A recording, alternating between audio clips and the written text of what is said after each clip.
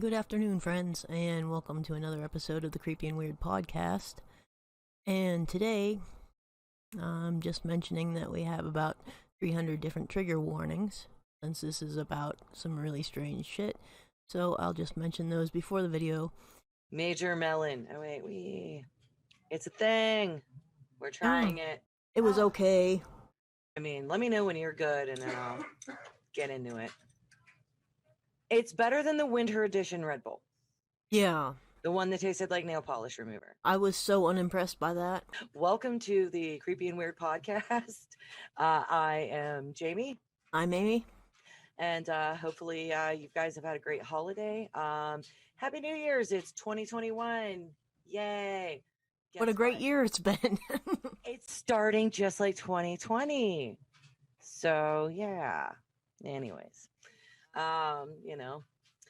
So tonight we have a nice and grim topic.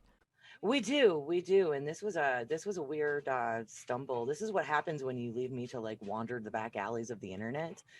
I come out with like, oh my god, look at what I found. So tonight we're going to be talking about anorexic fetishists. Oh yeah. So, the one video that you sent me was The Dark Descent of Eugenia Cooney by Cooney-OnyxPink, and that was just sort of, but I didn't want to totally focus on her. No, because at this point in time, like honestly, she seems kind of like clickbaity. Yeah. But it is one of the things that did get mentioned. But it is a good example of the thing. Yes. So, but anyways, that aside, so I actually was just, it was weird, random internet, got stuck in one rabbit hole, totally took the wrong path and went down a different rabbit hole, and ended up watching a video on anorexic fetishists, courtesy of Herbs and Altars, and Mike was just like, what? And instantly sent it to you. After I watched it, I was like, oh my god, this is a thing. And I think it kind of blew my mind because, like, they say there's a fetish for everything, right? And apparently that's a true statement. That is a very, very true statement. But what got me was, like, I guess my lack of imagination, maybe, that I was like, wow, this shit's fucking dark. Yeah. And, like, here I think, like, I dabble in the dark, and then it's like, no, I'm still like playing in the kiddie pool. What was your take on it? And landed on. Should have watched the frog video. I should have just went back to the frog video. Landed on a fucking great channel called Of Herbs and Altars, and this is run by a person who suffered from anorexia previously and is also genderqueer, and I had to go through a few videos to find his pronouns, so he has a more informed take on anorexia than a lot of people on YouTube lately. I mean, there's a lot of like clickbaity videos on Eugenia. And yeah, because I mean, like, once again, like I never, like I'm familiar with vor and feeders, but I never even, my mind never even entertained the idea that there are literally anorexia fetishists. But what made it disturbing is, like, some of the things that they describe, even in their fantasy descriptions, that's not, it's just torture, fucking beyond the pale. yes, like, it is, in my mind, like, horrific descriptions of torture, and that's not, no. But yeah, I actually tried to look for scholarly articles on this, and I couldn't find anything, so we're gonna have to go with like independent research and first-person accounts documented, on this topic of anorexia fetishism. Yes. So, and that's kind of something, like, I want to add, I'm not judging anybody's lifestyle. You have the right to choose what you want to do, even if you are pro Anna. Hey, I'm a chain smoking drunk. I mean, I'm not judging. I have numerous issues as well. Exactly. And so, I'm just saying, like, whatever your lifestyle choice may be, I'm not judging. However, But harming other people. yes, harming other people, that there's a line. There's a line. While some fetishes that out there are rather, seem just non-harmful, and as long as everything's taken between consenting adults. That's a harmless fetish. Right. Yes. Even I want to say the whole balloon fetish. Okay. Mm-hmm. Yeah. I mean, it's weird, but yeah, it's harmless. But either way, we're not saying, or I'm not going to try to say anything negative about people with anorexia, because it is a serious condition, and I don't want to be seem like, but for the people that fetishize it, though, that is no, that's we're still no, and I feel like I'm just dancing around the topic. So let's really, yeah. So where was I? So I was looking for scholarly articles and I couldn't find anything. And fat fetishism is definitely more well documented than anorexia fetishism. Right. Like I mentioned earlier, and you just mentioned feeders, well documented, vor documented, but there's not a whole lot of that I can find on this either. So it's probably one of those things that nobody wants to talk about or think about, and that will get people demonetized on YouTube. We're a bit too new to have things monetized in the first place, so it's like preemptive demonetization. Right. But this is why we have things like Patreon. So please support our videos by buying merchandise, because it takes a lot of time and sometimes money and mental energy to research certain topics. Yes. So anyway, Dorian, the person who makes this Verbs and Alters video, which I will link, goes into an explanation of infiltrating anorexia fetishism websites and reads some fictional sex fantasies, which aren't sex fantasies in the normal sense at all. They're basically men fantasizing about starving women to death. Yes. That's yeah. He suggests that maybe they might give weights in kilograms because this makes the numbers smaller. Well, I think they use kilograms because the numbers are the smallest. And certainly Americans wouldn't normally use kilos. Anyway. And these people in this fantasy are entered into cruel competitions with each other for the prize of a tiny portion of boiled rice. Yeah, which... This is the Analympics thing. Yeah, the whole Analytics fantasy. I'm sorry, I'm having like some computer issues here really quick. Let me there. Sorry. Yeah, the whole Analytics thing was really, and once again we have to preface that this was a written out fantasy that somebody was sharing on this forum, but it just having girls so frail and so weak that they're collapsing and forced, I mean, and given like a small spoonful of rice that they like vomit back up, yeah, and some quotes were like, "You have a beautiful flat bottom, just flat as flat can be." Lots of mention of bones, and not all of them are into extreme torture. Some just want an emaciated girlfriend, but some are actual pedophiles too. Part of what they find attractive is seeing them struggle with things that are large and heavy. This is why Eugenia gets paid every time she moves a makeup bin. But yes, there's talk of like no breast tissue, just nipples on the... Yeah, like no fat, just where, like the glands that are there and stuff like that. And that even just, the whole pedophile thing, it does. It sounds like, you're taking a grown woman and starving her to the point where, she doesn't have the womanly features anymore. Yeah. Secondary sex characteristics, as it were. Yes. Where other women have soft places, in the quote here. And encouraging people to starve to death because it gets them off. And also, of Herbs and Altars is saying that he probably would have done this if asked, would have flown to another country to do a photo shoot for creepy guys to get off because they'd give a lot of money and also because they were proud of their thinness.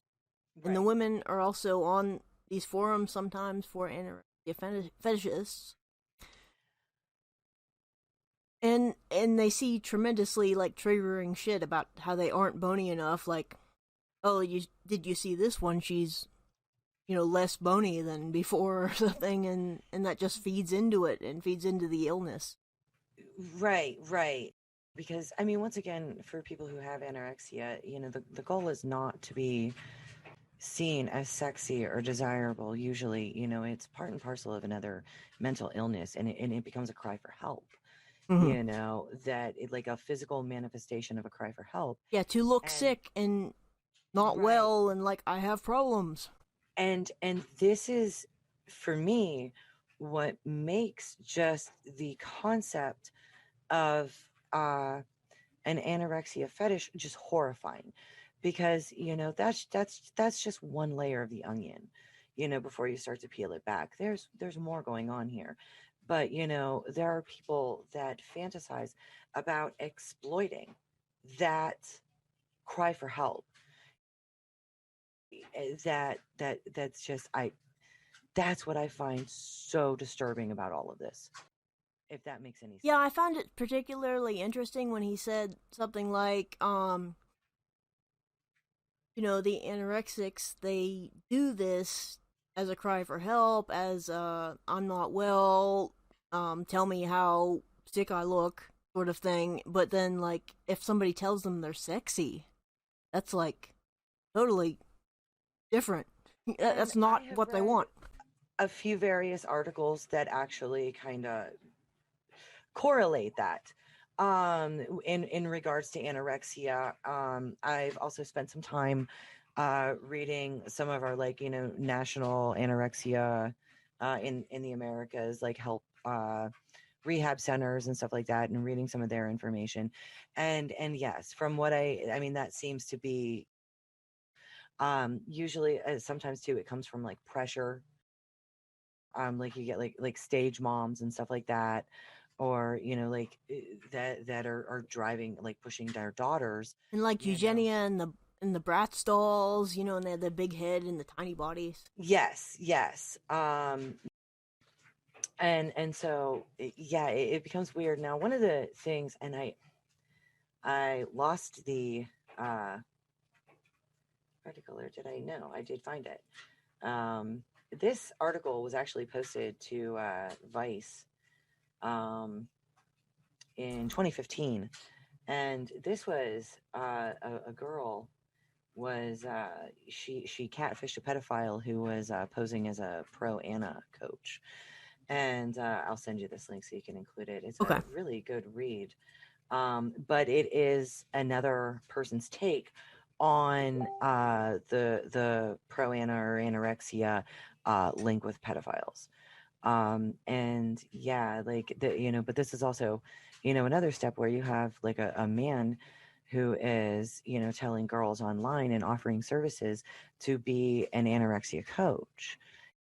And so that even there is a bit disturbing, because obviously it ties in with this fetish. Really quick, I don't want to act like anorexia is just something obviously that is targeted at women, because this is also a problem, in the gay community too.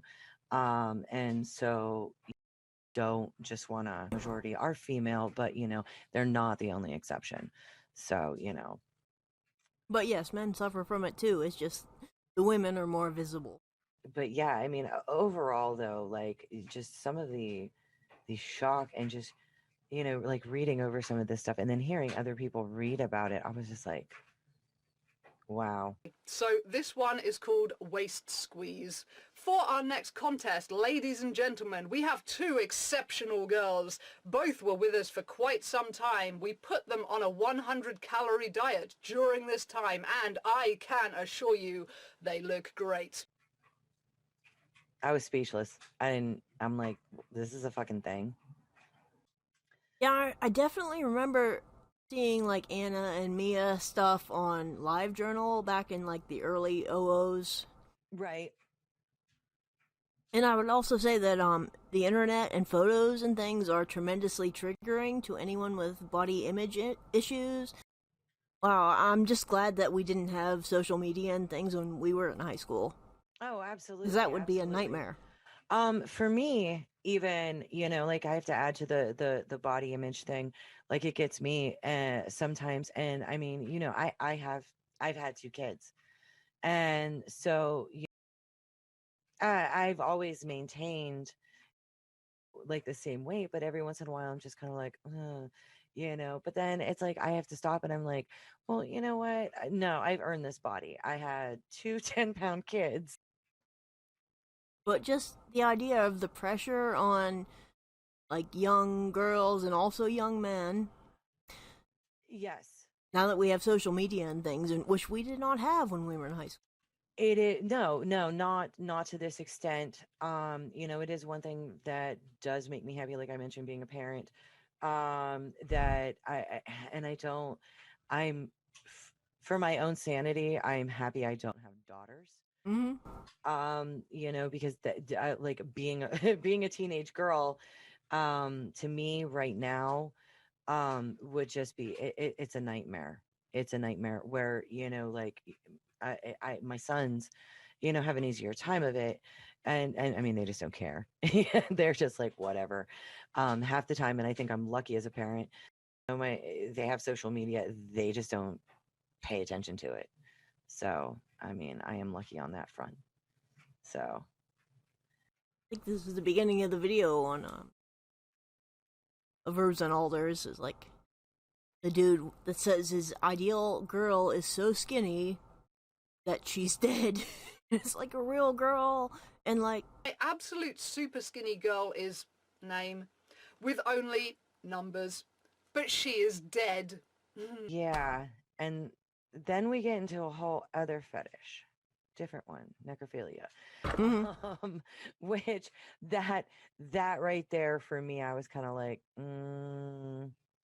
yeah.